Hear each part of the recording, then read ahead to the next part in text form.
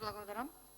Почитувани колеги пратеници, почитуван премиер, вице-премиер.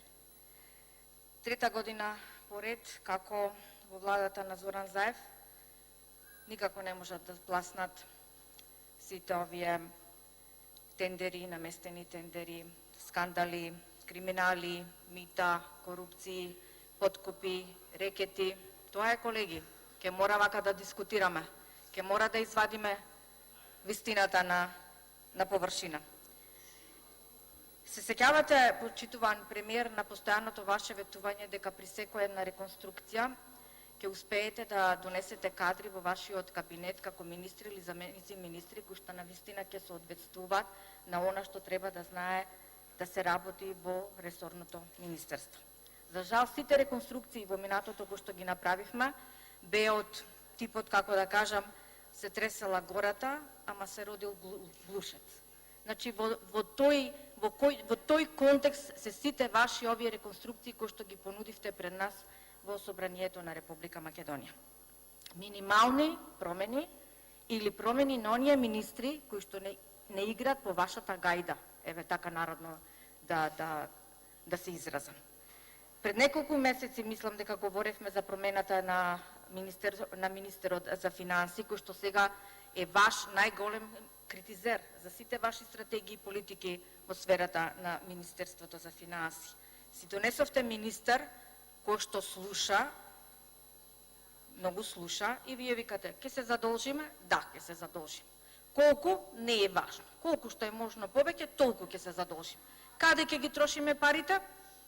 Не е важно ти да знаеш каде ќе ги трошиме парите, но ти треба да седнеш и да подпишеш тоа што треба да го направиш. Таков министер си донесовте за финансии. Незадоволен од политиките ваши, знаете дека и заменикот министер за образование имаше доблест да си даде оставка, бидејќи не се согласуваше со вашите погубни политики кои што ги носевте во сферата на образованието. Чудни се изјавите во последно време денес на вице-премиерот Ангјушев, кој што сака да го напушти вашиот брод, бидејќи сидрото со кој што половите никако не го омрднува бродот, бидејќи со сидрото може да одите длабоко внатре во понорот. Не знам, денес имаше такви изјави, дека ќе даде оставка. За Министерството па за здравство испадна едно од најкорумпираните министерства во владата ваша и се случува замена на заменик министер после скандалот, што не е ништо случајно, мислам, или не е ништо ново за коалицијата СДСМ-ДУИ, после објавените снимки во медиумите на кои што јавно се гледа дека заменик министерот наводно примал пари од пациент од Албанија за хируршка интервенција. Постапката на заменикот министер да си даде оставка исклучително позитивно ја оценувам, како висок морален чин, истакнувајќи дека нема да дозволел 23 години од неговата кариера да биде нарушена и поставена на вакви намерни или ненамерни стапици. Како што нам поменав, ова е висок морален чин, но очекувам да постои правна разрешница по основ на истиот, за да знае јавноста дали заменикот министер навистина ја злоупотребил својата функција или пак некој него го злоупотребил во неговата функција. Но и после еден месец, како што гледаме, нема никаква завршница околу ова, што значи дека вашата борба против криминалот и корупцијата е декларативна и лажна. И додека министерот Филипче осудува вакви постапки во кои се зема мито од страна на вработени во Министерството и го оправдува како чин на оставка, никако да чуеме од него осуда или барем да почувствува и тронка одговорност за целокупната ситуација во која што тој го донесе здравството, па од морални и од човечки принципи тој да си даде оставка од министер на Министерството за здравство. Вие од Сабајле, почитувам премиер, од петни жили овдека се потите, барате зборови, како да кажете, оние ваши ветувања кои што ги дававте, дека ќе се случат во првите 6 месеци од вашето владење и дека докторите ќе добијат 100.000 денари плата, се ставивте во таа сума. Не знам, и дежурства внесовте, и прекувремени сати внесовте, и стажот на вработените време, ама до 100.000 никако не успеавте да стигнете да кажете еве 100.000. Значи се успеавте, ама на зборови не се носи. Значи тоа не. Значи граѓаните ја сваќаат ова ваша игра која што играте пред изборите. Мислите дека не ја сваќаат, почитуван премиер? Ова ваша популистичка мерка пред изборите, мислите дека не ја сваќа, дека е игра за купување на што поголем број на гласови со оглед на вашиот рейтинг кој што го имате моментално на политичката сцена во Република Македонија. Дали ќе има одговорност од страна на министерот Филипче за ветувањето дека ќе има 1600 трансформации на работен однос во здравството? Сите кои што има договор на дело во јавниот здравствен сектор ќе добијат трансформација на работниот однос во неопределен период за целокупниот персонал на здравството. Ова беше ветувано од страна на министерот Филипче. Дали ќе се случи? Нема да се случи. Нема време да се случи. Пак е популистичка мерка. Филипче не одговара за новниот одлив на медицински кадар во странство, секако заради погрешните негови политики. Доколку имаше доблест, ке си дадеше оставка од морална причина, а не и понатаму на ваков начин да го девалвира специјалистичкиот труд на докторите во нашата држава.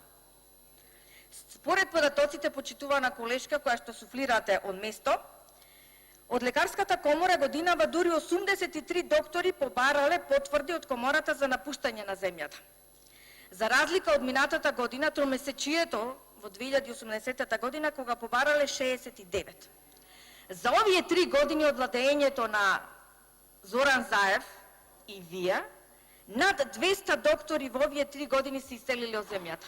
Знаете ли тоа што значи? Па ние нема да имаме матични доктори каде ќе можат да се лекуваат нашите пациенти. Немаме. Немаме, почитувана колешка. Така е. Но за жал добро е што го имаме, еве, братот на премиерот, вицето, кој што ќе може, како каже мојата колешка, наместо од мој термин ќе го преиначиме во вице термин, па ќе може да ни закажува и во странство со нашите матични доктори кои што успеавте вие да ги избркате од нашата земја. За тендер или да зборувам? Што да зборувам, поготово за Министерството за здравство? За тендерот за хеликоптерски услуги, тендер за стерилизација, сите матни, тендер за реагенси, матен тендер за вакцини, 24,6 милиони денари за веледрогеријата доктор Пановски. И ајде да не си го губам времето. Зошто ги потенцирам сите овие скандали кои царуваат во ова министерство? Не дека новиот заменик министер не ги знае каква или не ја знае ситуацијата, него на некој начин да го припремиме во какво дувло ќе влезе. Но, знаејќи од луѓето кои што го познават лично господинот Армен Арслани, како личност, како млад човек, кој што е посветен на својата професија, без некое поголемо работно искуство, сакам да му укажам дека колку и да е чесен, колку и да е вреден, колку и да е исполнителен, со ваквиот овај гест кој што самиот пристапил да биде заменик министер во едно вакво министерство, кој што бројот скандали на вистина ќе влие врз неговата репутација. Се што треба да направи заменикот министер, кој не знам уште еднаш кој го навлекол да прифати сега при крајот на мандатот на оваа влада, да си ги извалка и рацете и душата, значи почитуван заменик министер, од чесен ќе станете нечесен. Од неработник ќе станете неработник. Од професионалец ќе станете професионалец, ама во друг правец, во друг аспект. Професионалец како треба да излажеш, украдеш, манипулираш, подкупеш или уцениш. Ако пак им продавате ум за доблесност, искреност, честност, реалност, работливост, тогаш и покрај тоа што е кратко времето, вие ќе бидете прв кој ќе бидете заменет или ќе имаме нова реконструкција на владата. Бидејќи господинот Зоран Заев на таков начин располага со своите луѓе во кабинетот. Ги променува луѓето кои не знаат да слушаат, кои што многу гледаат и кои што сакаат да делат совети. Ако сте спремен да го прифатите ова, тогаш не ми останува искрено ништо друго, освен да ве жалам што еден млад, неискусен, а навистина, со оглед на тоа што го познавам, чесен човек, ќе го изгуби допирот со она што треба да значи, што е вистинетост и што е честност. Ви благодарам. Реплика, председателот на владата, повелете.